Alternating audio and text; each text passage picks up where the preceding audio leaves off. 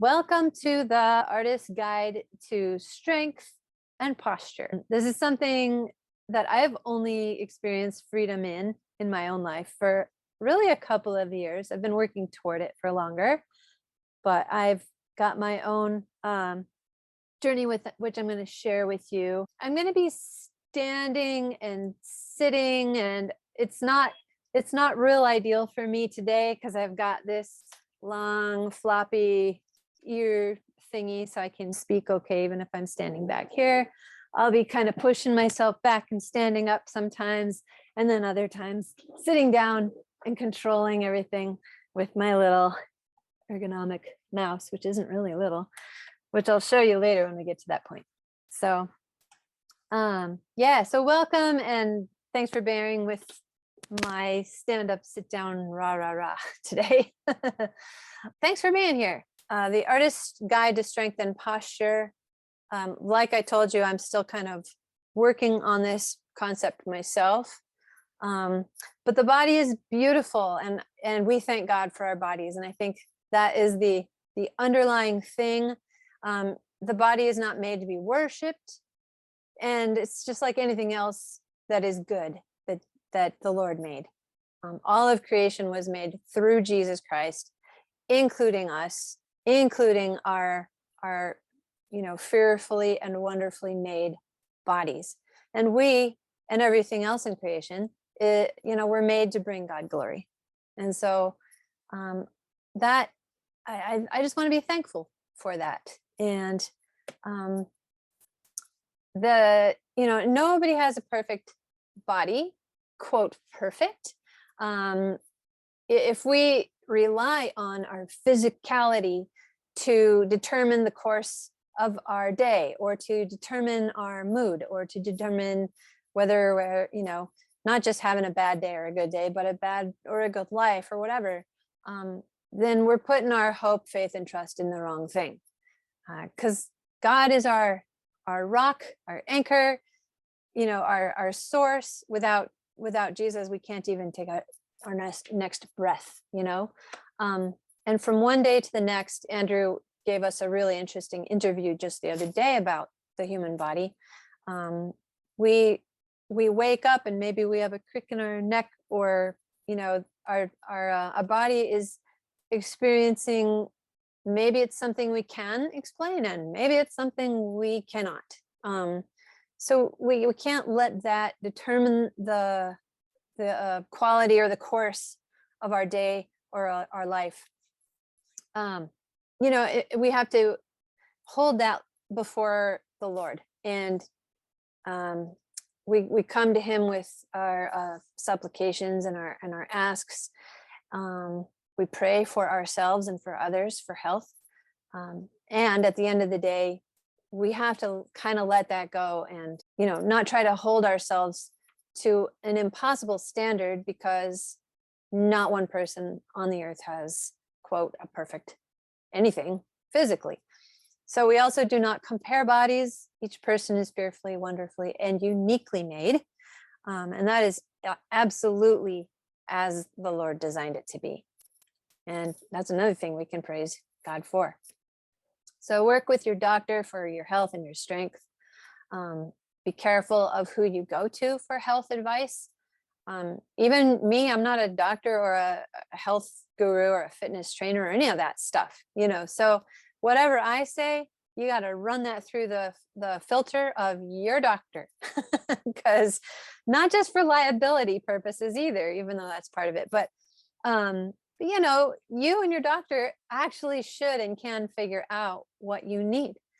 And that being said too, the number on the scale is a horrible gauge for anything.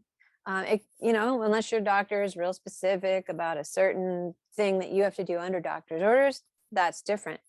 But I like to punish advertisers who are pushing a certain ideal, or they're trying to sell the perfect body and make you feel completely inadequate. And it's like, oh, you're missing so much in life if you don't have this, and they're trying to, and people fall for that hook, line, and sinker.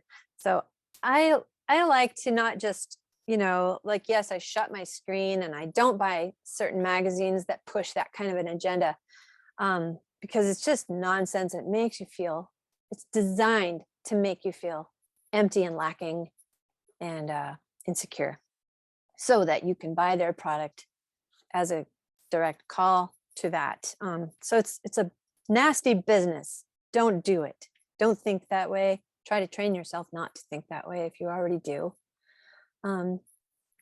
So the strength that we want to celebrate is the strength that you have right now, whether a little or a lot or somewhere in between. We thank God for your strength together. And the age that you are celebrating, that we want to celebrate with you, is right now. And, that's whether you have just a few years or many, many years. This is the perfect age right now. And that should be your gauge the entire life through. And, we hope you have a long life. That is what God designed you for. And that's what we are hoping for you. So that's our stance. That's kind of our posture as we go into this workshop. And right now I'm going to just say a prayer for our bodies at this moment. If you're watching this on a recording later, this applies to you at your moment that you're in. Jesus, I thank you for each person who is watching this. And we pray for what we need is part of our daily bread. It's to sustain us physically. So, Lord, we pray for what we need on this day. And we thank you for our wonderful, fearfully made, unique, beautiful bodies. We praise you because you are the creator and you're amazing. And so, Lord, let our bodies magnify your holy name. Let everything we do, whether we're using our fingers to paint something or to our legs to move us somewhere, and everything in between, God, let everything we do glorify you. And we ask for healing for ourselves and for others, Lord, divine healing. Even right now, God, if anybody is listening to this and is experiencing any pain or soreness or tightness or sickness, God, we pray for you to touch that person in your love right now. And I thank you that you move and touch and speak to us even today. So, Lord, be with us in this time. And if there's anything wrong with the way we think, if we're not being aligned with your thoughts about our bodies, Lord, would you please come in and reset those areas of ourselves? Show us what those places are and just replace them, God, in your grace, with your kindness and with your goodness. Give us your thoughts, Lord. Thank you, God. In Jesus' name I pray. Amen.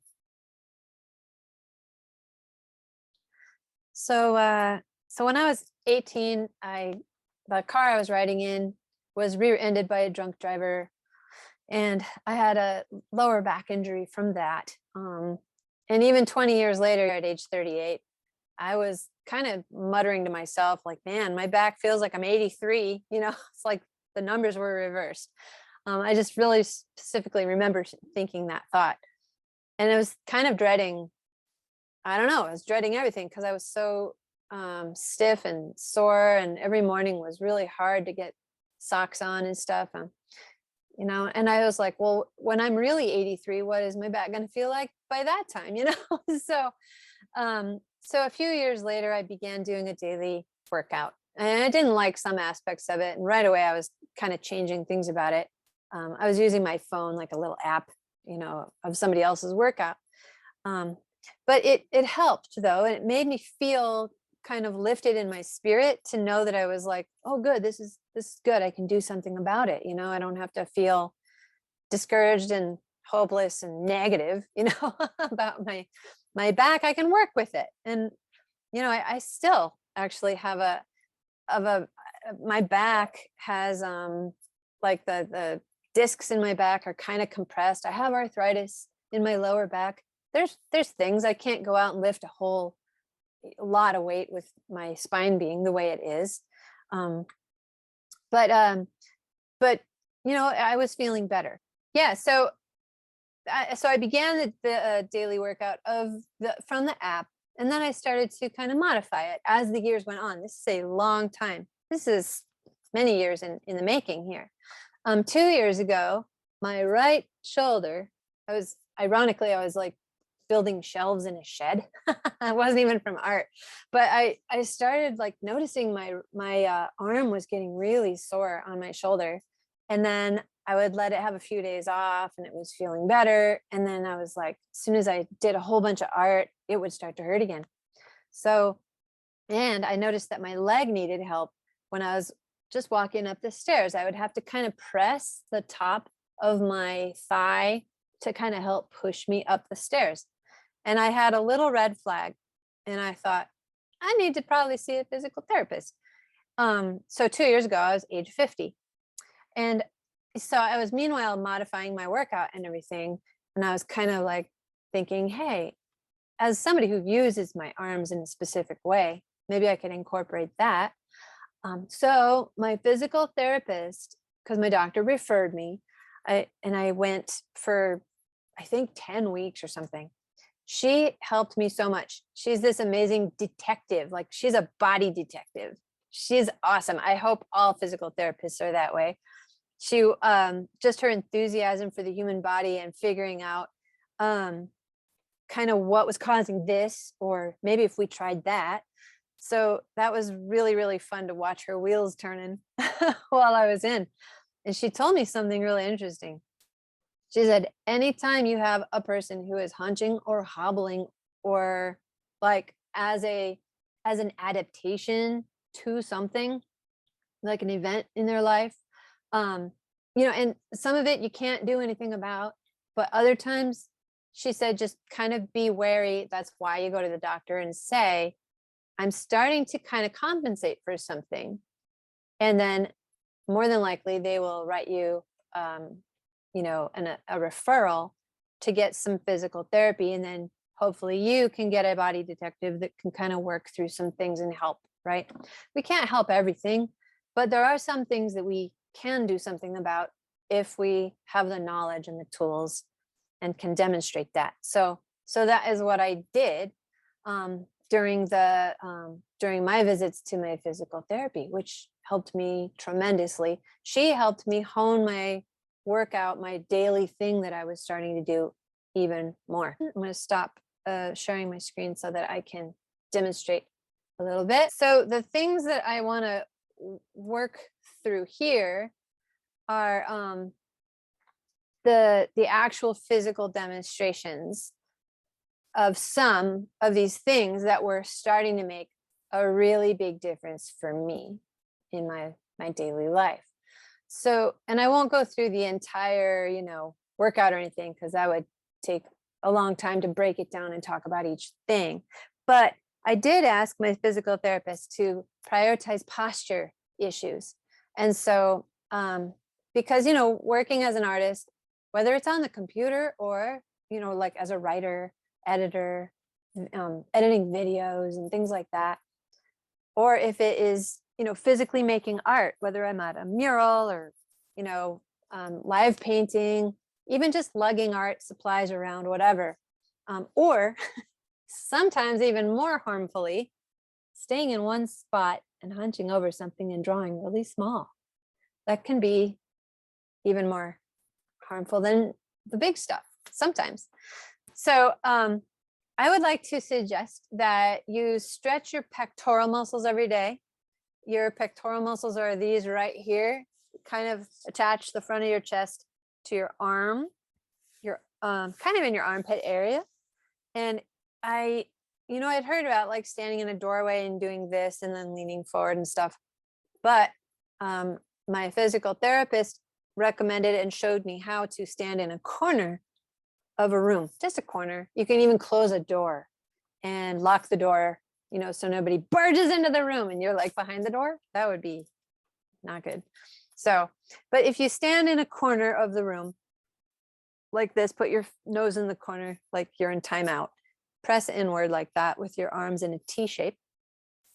And then also, if you put one knee forward and one knee back, then that's going to save your lower back from getting any kind of tweaks or twinges during that exercise. So you just have one knee forward, one knee back, kind of like a calf stretch, except you're not really paying attention to your calves. And do that for 30 seconds or a minute every day. Makes a huge difference to your posture because that will loosen up these muscles. Imagine if you do that a week. It might make a little difference. Imagine if you do that for a month and you're stretching these and they're getting longer and longer physically, literally longer every time. And I've been doing that for 2 years. I'm telling you, it makes a huge difference in my posture. And then the flip side of that, strengthen your upper back. That's the other side of that equation. So you've got looser muscles here that are not hunching you forward and pulling you forward all the time anymore, because now they're longer.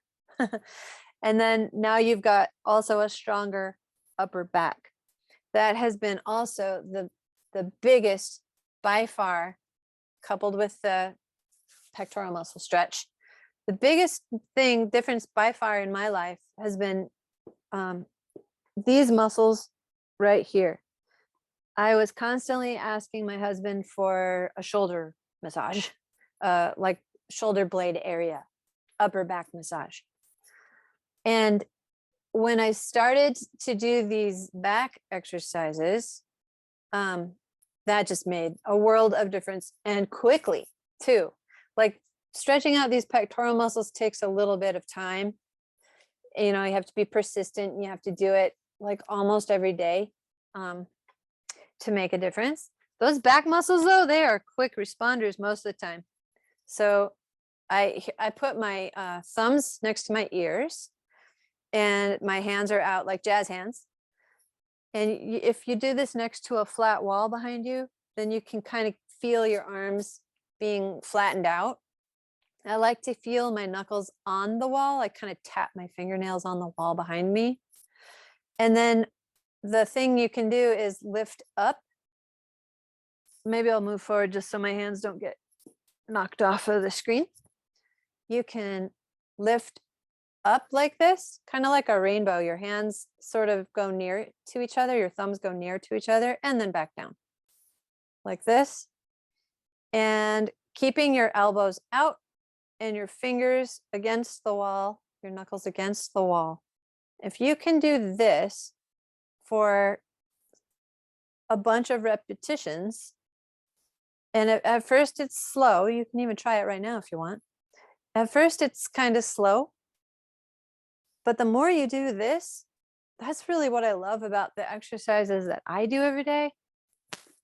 There's no plateauing because I can either add like a faster pace, or I can even hold on to some small weights.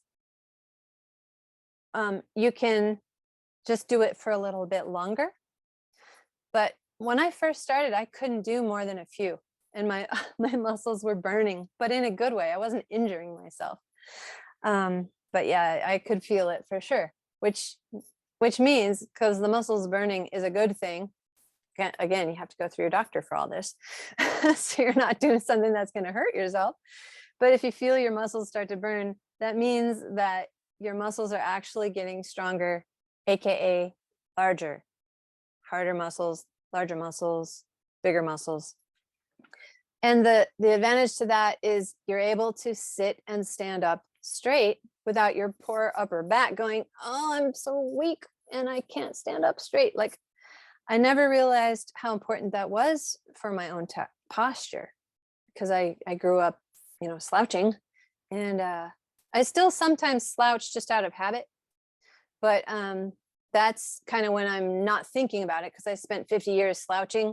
So I understand where that comes from, but I try to like practice not slouching. So when I do think about it, I don't beat myself up. I just go, oh, hey, Jesse, practice sitting up straight. So that's still something that I really enjoy doing. So that's one of them. And let me see what another exercise was that I wanted to show you.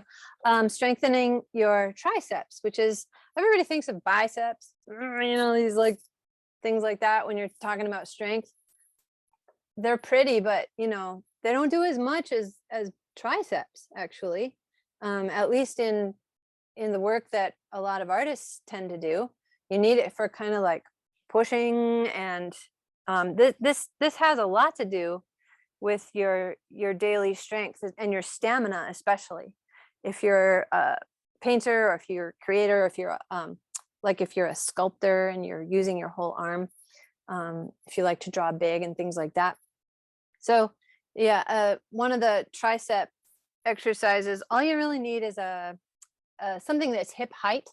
I'm gonna make this go up a little. Let me make this so I can see. Okay, so hip height would be, here's my hip.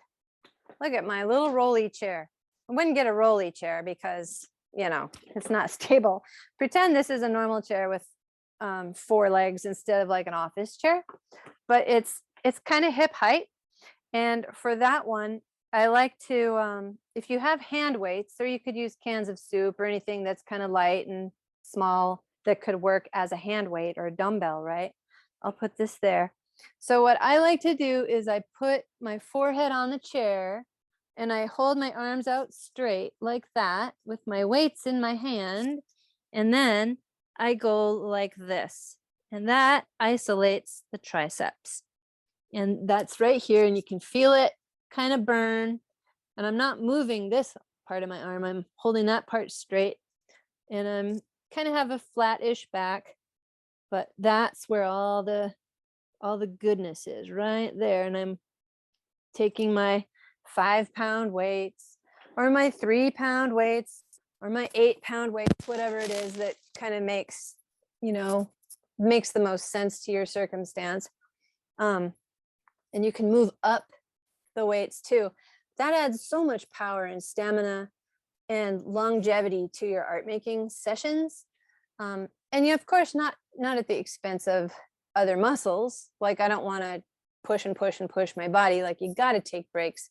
You got to be smart. But it really does allow you to make art longer and be stronger while you're at it, which is awesome. And the other arm muscle that I like to work out is my deltoids, which are the sides of your arms.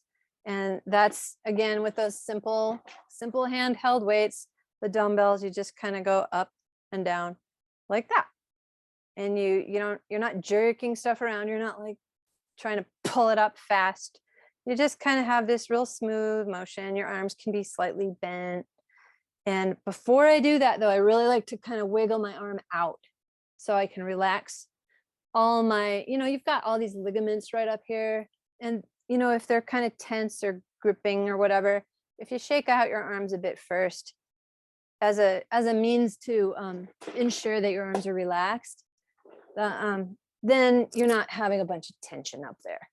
But speaking of tension, if you have a little bit of muscle strength that normally in our day, the things that we as human beings do, we're not like taking bales of hay and putting them onto the backs of wagons like my mom, who's on the call with us right now. She grew up doing that. She was so strong and strappy as a teenager. She had these huge muscles that she developed all through her life. She's actually super, super strong. She has a stronger back than I have. I won't tell you how old she is either. But most of us today don't get that kind of field activity or exercise. And so if we put a little bit of time each day to doing these things that don't come sort of naturally in our current day-to-day thing, it really benefits us, like, in a huge way. So I'm going to share my screen again here. So that was a few little exercise details that I worked out for myself and that have made the biggest difference to me as an artist. Then I kept going with it, and I really wanted to hone it down because I'm a little weird that way. I get a little obsessed about ideas like that. It's kind of silly. But I wanted something that was like easy, something I could put on my phone and just like watch it anytime, even when I'm traveling, doesn't matter. Just prop my phone on a shelf or a desk or something and do this little thing. Had to be short, 15 minutes. If it's longer than 15 minutes, I know I won't do it, you know? And so like, know thyself. I didn't want to have to change into a certain kind of clothing either. I wanted to wear like whatever. And then like, I wanted it to be really quiet. I didn't want to have like boom, boom, boom, you know, wherever I was. My bedroom's upstairs. It wasn't really about waking anybody else up. I don't want to call attention to the fact that I am now working out. And continuous improvement with no plateauing is very important to me. You know, because and it's not so much about boredom as it is about like, is this even still benefiting me, or has my body gotten used to it and now is not even working hard because it's like, oh, okay, we know what she's going to do next. You know, that's what the body tends to adapt and just do that. So I wanted there to be like a steady improvement even years later. Doable in a small room, alternating muscle groups. Like if I'm working on my thighs 1 minute, then the next thing I'm working is my arms while my thighs are resting, like they're supposed to rest between, you know, like a routine. And I didn't want any fancy equipment or have to use a big room. So simple, that's important. If it's not simple, I just don't do it. So my philosophy is I save my creativity for my creative endeavors. And so I wanted to choose a simple daily workout, and I highly recommend that for you too.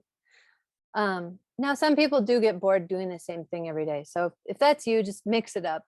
But you shouldn't have to reinvent the wheel. Like, you don't have to think about brushing your teeth, right? Like, how am I going to floss today to make it interesting? Should I start in the back and go to the left? Should I floss with, like, maybe I'll floss in the living room today to make it, like, shake it up. Like, you just do it, you know, and it's healthy, and you probably don't even remember it because it's automatic. That's what this workout has become in my life. It's sort of like autopilot, but I'm also focusing on how I feel and what I need that day. It's like the daily bread thing. So I put my time and my abstract thinking aside. Like if I start to wander into planning mode, I like, no, you know, feel where I'm at right now with my arms. How are my arms doing right now? What do they need exactly? Do I have any like a crick in my neck that I have to be aware of? And oh, it feels so good to stretch my leg that way. Wow, I am really feeling this. That's what I try to talk myself through when I'm in the middle of this 15-minute thing. And I know it's short, it's 15 minutes. So I try to like really focus and be there for myself and marvel at God through my body. And I worship God through my workout. So yeah, I'm just really, really paying attention because I know as a creative person and as a thinker, I won't think about my body the whole rest of the day. Like my brain runs the show, and my relationships and my creativity and my ideas. And yeah, I could do that. So I really try to focus and be like, no, brain, this is not about you right now. This is about my deltoids. Or, you know, this is about my core. Like, I really want to learn how to balance. So this is about my wall ballerina, I call it, when I'm lifting my leg up and seeing how well I can balance. I'm not zoning out thinking about other stuff. So I like to work to that day's capacity. I don't have the same capacity every day because I'm not a robot. So I edit my routine according to what I need for that day. So if I have a mild headache, I still do it, but maybe I'll skip the thing I showed you with the like putting my forehead down on a chair and doing my triceps, I'll just say, hey, tricep, you're gonna have to wait till tomorrow. Because I don't want to put my head down and be like thud, thud, thud with my headache. But there's other things I can do. And so I go through the whole thing. And then if I go, I'm gonna skip that one. I just do something else. I'll just stretch or something for that 30 seconds until the next one comes along and I'll jump back in. So same thing, if my arm is overused, if it's like yelling at me because I used it too much that week, I'll be like, okay, no deltoids today.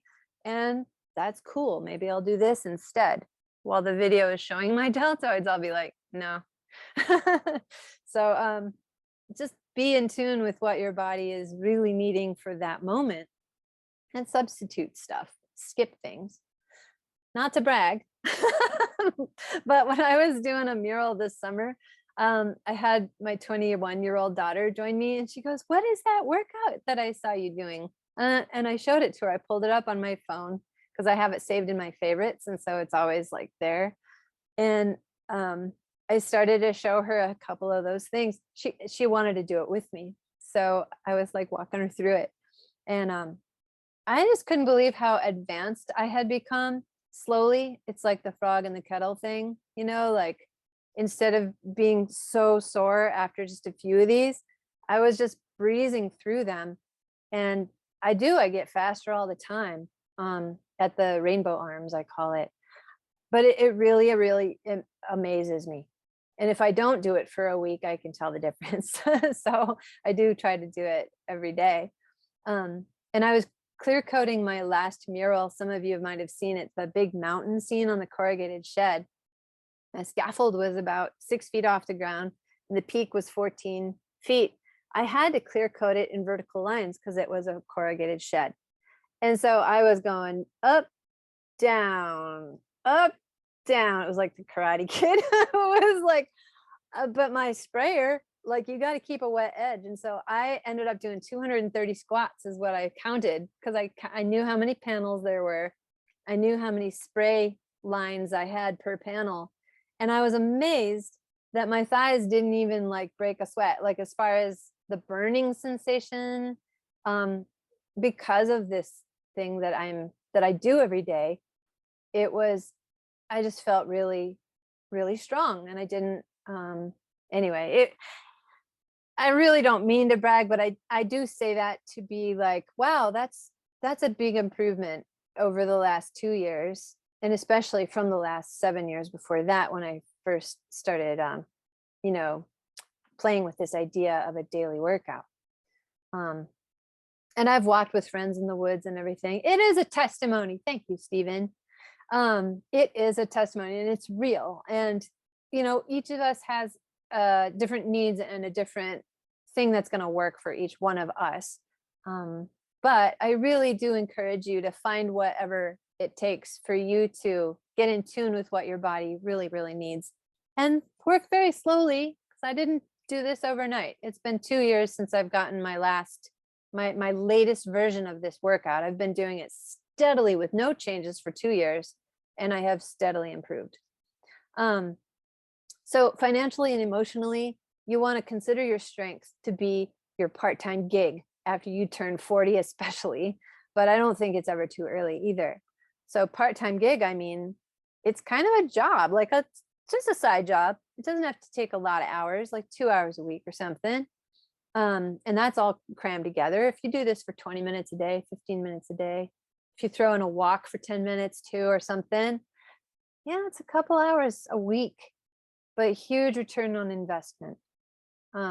So, your emotional well-being and your money saved from when you're older and all of us start having health problems at some point anyway. I'm not saying like you're going to live forever because, we're human, but I think doing something like this every day, it does save a lot of pain and time and money and, emotional well-being and things like that for the future. So it's worth considering that it's beyond just the physical aspect of yourself when you're thinking about what does my body need and how can I work with what I have to take care of what I have, to take care of what God has given me. And then if you want to do a cardiovascular thing, I tack on like a really short workout. I take my dogs on a walk, and I hit the sidewalk and I walk as fast as I can for 7 minutes, and I turn around and come back. So what is that, 15 minutes? And then I come in and do my workout straight to my 15-minute workout. That's a half an hour. But I've gotten my blood pumping. I can walk in the mountains like no problem because I'm just walking so much almost every day. It's called high intensity interval training. If you like walk really slowly for 30 seconds, and then you walk as fast as you can for 30 seconds, and then you walk slowly for 30 seconds, and you just kind of alternate. Plus it goes by so fast. A 15-minute workout feels like it was 2 minutes when you have a high intensity interval training thrown in. And plus, studies have shown that a 20-minute HIIT training is equivalent to a 90-minute walk, run, whatever you do. So I was like, I'm all about efficiency if you didn't know that already about me. I just know myself, and I don't like to waste time on things that I don't like. And I don't like to exercise, just being honest, I don't. So I like the benefits of it. So I want it to be as short as possible. Let's see, for posture, I do recommend office glasses.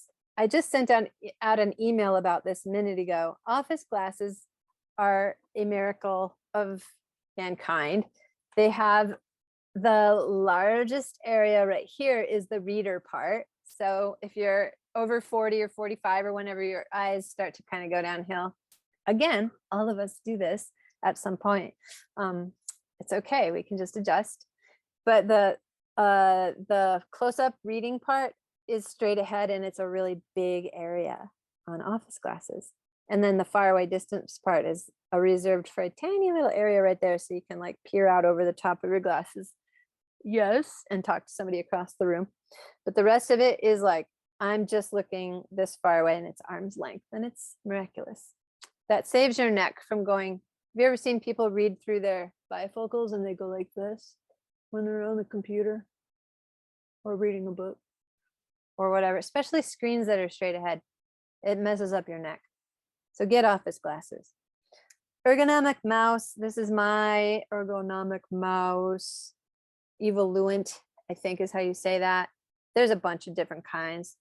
This one was like $110, and it was, I think I've had it for 15 years now, and I just use it. It puts your hand into the position of a handshake instead of with your thumb down, which is terrible for your thumb. God did not design your thumb to be like that. That's why people get carpal tunnel so easily. So if you're using a flat mouse like this and you start to feel tingling in your arm, that's bad news. Turn your hand up into a handshake. Get yourself a mouse that's ergonomic. There's different styles too. It's not just this style. Yes, you have to get used to pushing your mouse away from you to go up, and you have to keep your hand this way and this way. You get used to it. Your brain adapts to anything. Keyboard. This is whoops. This is what my keyboard looks like. It's cool because again, you're working with the natural curve of your hands instead of putting your thumbs flat on a flat surface, which is fine for a couple minutes, but our hands are wired to be more like this. So that's why I think it's pretty important if you do a lot of writing to have an ergonomic thing and get your thumbs up. Your brain will adapt, believe me. So the 90-degree angles thing is about your legs. Like if your thighs can be at this angle and your legs are at this angle, and then your feet can be like, you can prop a box under your foot. Do whatever it takes to be like sitting up as straight as you can for extended period of time. Strengthening your upper back is crucial to being able to maintain good posture for more than 30 seconds. That's what I have found. So yeah, if you have really weak upper back muscles, just try doing some strengthening in your upper back. And after a couple months, you're going to notice a gigantic difference in your ability to sit up and stand up straight. So, and then always set a 20-minute timer. I've got my little 20-minute timer. It's one of these things you can hit repeat, you know, and it resets back at 20 again. I don't know, maybe 20 is not the magic number, but I think it's great. So stand up and move and walk and dance and twirl. If you can't think of any way to move, like if you're really in your head because you were just typing something and you're like, oh, I don't want to stop. I'm in the moment. I was going to write something. What do I do if I'm just standing here? I want to get back there and type again. Really make yourself move. Like you can stretch, you can twirl, you can dance, you can do whatever. And then I have the added little idea to say, you know, whatever's in your head, like, I'm glad that email is done. Just gesture it out. I'm so glad that email is done, you know, or whatever. Move your body, because just standing up and sitting back down is better than not standing, but it's a whole lot better to really, really move and swing around and get into the motion of it. So I hope that's a helpful tip. Give yourself permission to be goofy and give yourself a little reward. You know, like sometimes, okay, sure, sit back down and start typing again before you lose your thought. But sometimes give yourself a little reward. Go get a little candle that you like, or put on some hand lotion, or bring in some water or some tea for yourself. Slice up a few carrots and cucumbers and bring it down. Or my personal favorite, set up a foot soak, lavender, bath salts under your computer desk, and don't get electrocuted, because that would be bad. Okay, so that's just, those are things that I do to kind of like mix it up. I don't give myself a reward every 20 minutes. Sometimes I'll shut off my timer and just keep typing. And then I'm like, wait, no, don't do that. You know, so I try really hard to mind my timer and not just blow it off. It really makes a difference. It's not about like, oh, therefore I'm able to type for 14 hours. That's not what we're doing here. That would be bad. But it does leave you feeling so much better at the end of the day. It's, we are physical beings, and God did not make a mistake by designing us that way. And this whole sitting still like this and staring at a little tiny box for hours and hours on end is relatively new to humankind. We're not really designed for it. So be good to yourself. All right. Sabbath for your body. You know, God made you, and when you take a Sabbath and a break in your resting from your work, let your body rest too. And maybe what your body, just kind of pay attention to what it needs. Like maybe your body wants to go hike a mountain as part of its rest, because it really wants to move, or you know, or just take a walk in your neighborhood if you don't have a mountain 40 minutes away at Bogus Basin. But you know, pay attention to what your body needs, give it to the Lord, and obey him, because God knows what he's doing. He knows what you need. And if you need to take a break from all work and let your arm muscles rest for a few days, then do that. Don't just try to push through, because you can really injure yourself, you know, if you just push and make, and then whoops, you know, overdid it. So pay attention to that. Lastly, this is my last slide of the workout that I've kind of explained that I invented. It's 7 years in the making, and it's not for everybody, but I do hope that you can incorporate with God's creativity, because he can give you ideas and he can lead you to resources, just what you need to make art stronger for longer. Thank you.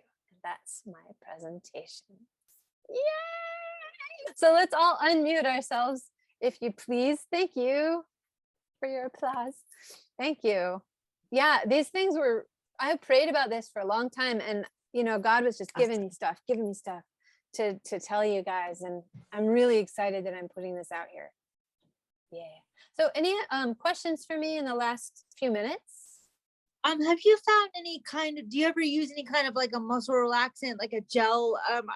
my doctor has me use like Voltaren gel. I've got some scoliosis and arthritis in my back. And I find that if I draw too much, then that'll flare up. So anti-inflammatory stuff.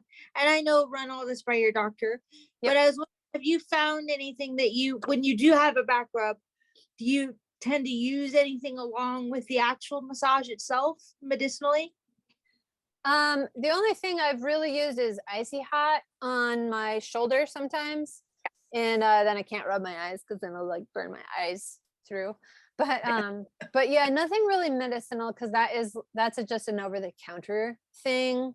And I don't know that it does a whole lot of good besides just make it feel better. I think it might improve circulation a little, but do ask your doctor about that, Sheila. I think that's a great question. Thanks. Yeah, for sure.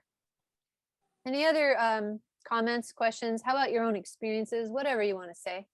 I was wondering, Jesse, if you had some personal thoughts or regime around water or hydration. I don't accept my personal story with water is that I used to think it was boring and I didn't want it because it didn't taste like anything. And so I was drinking a whole lot of soda. And then I was in my 30s and I just kind of forced myself to start drinking water, even though I hated it. And I don't know, it took about a year. And then I started drinking more of it. And really, it kind of has to do with what's in my refrigerator. Like, if I have a soda in my refrigerator, I will drink it. So I try to just use my little water dispenser. And I don't know, I'm such a black and white person with this stuff. I do know how to train myself for moderation, but I tend to be a little bit lazy and just not buy stuff as a solution. Anyone else have a water recommendation? 60 ounces a day, maybe. I heard half your body weight. Okay, in ounces. Yeah, in ounces. I forget to take care of anything physical, like food or stretching. I mean, that's why I have these little devices like my timer and my artist daily workout. Oh, another thing I do when I was first starting my artist daily workout, after I created it and then I'd feel lazy and not want to do it, I tricked myself by calling it something else. I called it my 15-minute massage because I figured if my upper back started feeling the way it was starting to feel, which was like on a slope toward feeling stronger and less weak and less like it needed a massage all the time, I was like, aha, this exercise is making me feel like I don't need a massage all the time, aka feels like I've had a massage every day. So I started calling it my 15-minute massage psychologically. And that's what I clung to, especially with this one. Like, if I do this, I'm going to feel a lot better. So it worked. I was very interested in this because early on, when I was doing a lot of loom work, I would overwork. And I did so much loom work that I couldn't lift my shoulder past halfway up. Yes, I've done that. Trying to get a deadline done, And then the only reason it healed up was we went from there on a 2-week camping trip. So I could not do loom work. And I realized I needed to take care of my body or I couldn't take care of making my art. That's right. So I learned it the hard way. Yeah. Did your arm ever heal? Yes, it did. I can lift it all the way up. Yay, praise God. Good. But I didn't listen, it was getting sore and I had the goal, I have to get this done before we leave. And I just kept doing it until I couldn't use my arm. I just had something similar happen last week. I was, my right shoulder suffers sometimes from overuse, just from years and years and years. And what I did, because I had to learn this, I have a new iPad and I'm learning a program and I've got a class starting up next week to where I'm a student in this class. So what I did, this is terrible. I tied a scarf around my waist and made my arm go flat, my right arm go flat against me. I propped up my arm so that my shoulder could totally relax on some cushions with a very flat square shaped pillow. It was very ergonomically just right. So I got that situated, and I put a fuzzy glove on my hand so I could not use my hand. And then I did everything on my iPad with the Apple Pencil with my left hand. And then I That's- was checking in to my shoulder, because you know how it is, like even wearing a cast or something, your shoulder can really store a lot of tension if you're not careful. So I was very, very careful to distribute everything so that everything was being supported, no tension.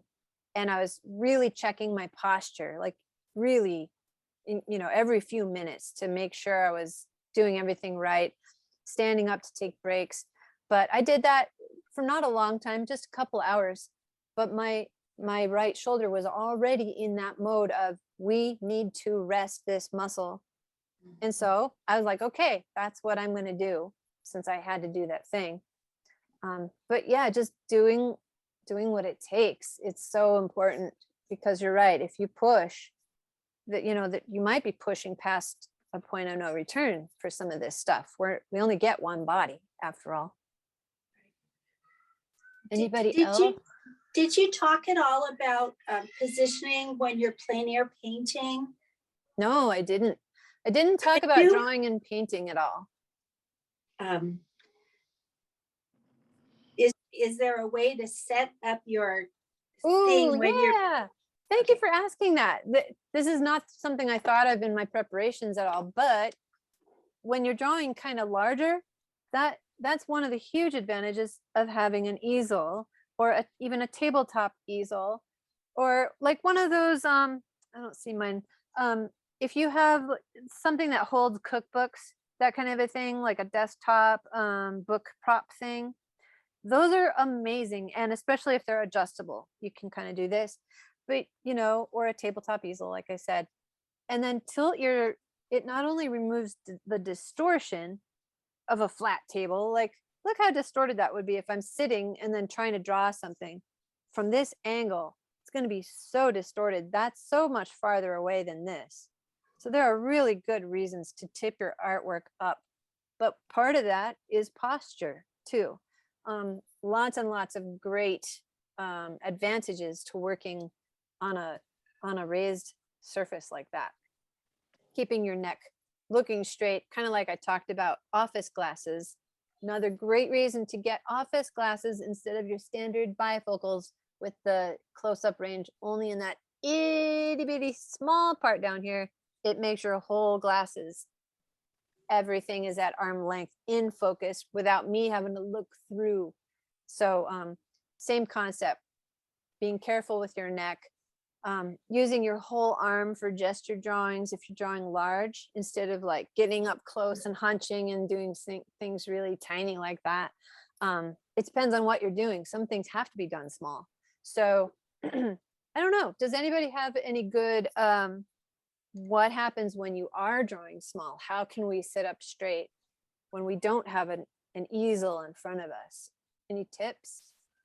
I have one, but I need to go grab something. Okay. Be back in just a second. Gotcha.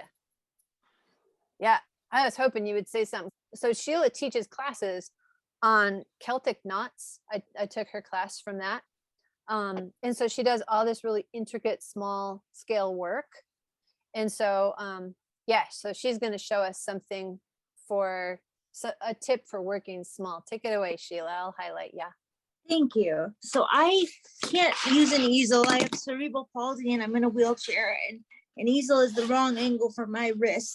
So I use this board when I'm drawing to kind of prop things up, but it doesn't make it as much of an angle as an easel. So this is just a straight board, but it actually spins.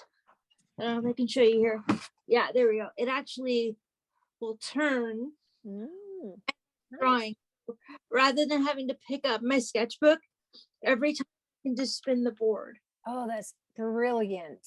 Really helpful. Wow. Thank you for showing that, because as you're drawing little things, sometimes you do have to kind of shift things and exactly move the whole thing. Unclip it and unclamp it and move it. So yep. Yeah. Good. Thank you for that tip. Yeah. Wonderful. Yeah, I think if you just keep revisiting how you are, because we're not just in our spirit, soul, or mind, how you are as a whole human being, whether that's sitting, walking, slouching, watching TV, anything. We can kind of just check in once in a while, not to worship our bodies, but to glorify God through our bodies for sure. And relieve a lot of that pressure, stress, and built up tension that we're like so mystified. Why do I have so much stored tension in my body? Well, yeah. So instead of it being a mystery, we're just going to go forward with being attuned to God and just knowing, like paying attention to how we feel, and then working ourselves to be able to do something about it. There are some chats in the chat. Darren, she talks about how she's been really helped by doing yoga in the past few years, and tiger balm for muscles. Oh yeah, that's good. I bought some tiger balm for my daughter. So are you going to talk about the Artist Daily workout video? Does it really take 15 minutes then, as far as how it ended up? It is. She's my sales spokesman. Thanks, Mom. Yeah, it is. It's a 15-minute from start to finish. I was very strict with myself because I knew that if I even mentally thought it was more than 15 minutes, chances of me doing it was going to go down. But yeah, it's showing me kind of like how I was just showing you my posture and kind of walking you through. The actual video is me doing the exercises, and there's a countdown timer. And so each exercise, it's not just like every exercise is 30 seconds. There's kind of some varieties, because to stretch for 30 seconds is pretty short, kind of too short most of the time. So that is all included within that 15-minute window. There's a clicker too, so you can tell when it's about to start and about to stop. And I had a test group go through it. It has benefited me greatly. And that's why I'm doing a 30-day, try it out, and you can get a refund if it's not for you. That's why I was asking questions of Oh yeah, how it all did turn out. it's pretty amazing. I use it every single day without fail. Even when I'm traveling, I bring it, and it's just on my iPhone. So easy. For all the hours and hours that I'm in my head, it's the least I can do for myself for 15 minutes. Well, thank you guys so much for attending. Thank you. Really, really appreciate you being here, and your feedback and your silent clapping, things like that. So I really appreciate you. I hope this blesses you. Yeah, take care. Let me know how your own journey is going and how you take care of yourself. Let me know. Maybe in a couple of weeks or months, you'll have something to share with me. I would like to hear your feedback. All right. Thank Well, you. take care. God bless Thank you you. all. Thank you. Bye-bye.